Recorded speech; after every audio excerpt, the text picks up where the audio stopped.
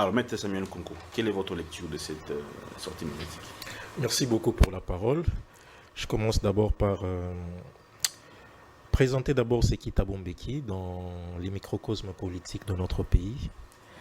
Thabo Mbeki est parmi les acteurs majeurs qui ont intervenu dans la question de la stabilité politique et institutionnelle au lendemain des différentes guerres que nous avons connues au début des années 2000.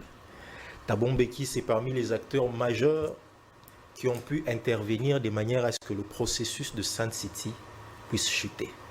En peu de mots, c'est quelqu'un qui maîtrise carrément la situation politique de notre pays.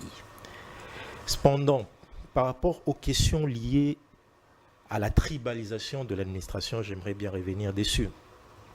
C'est vrai qu'on se gêne un peu de pouvoir aborder cette question parce que c'est une fibre un peu délicate dans notre pays. Les questions d'ordre communautaire chez nous, on s'abstient.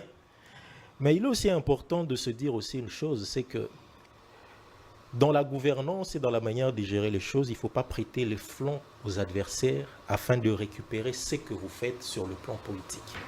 C'est vrai, comme l'a dit le premier intervenant, M. Tchimbalanga tantôt, on ne peut pas dire que Tshisekedi, c'est un tribaliste. On serait même les premières personnes à le dire. Que pourquoi est-ce qu'on dirait qu'il est tribaliste si seulement on regarde ses nominations?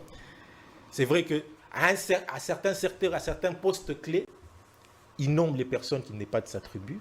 Mais dans l'ensemble des nominations, la question reste encore discutable. Mais est-ce pour autant qu'il faudrait dire que Tshisekedi est en train de tribaliser?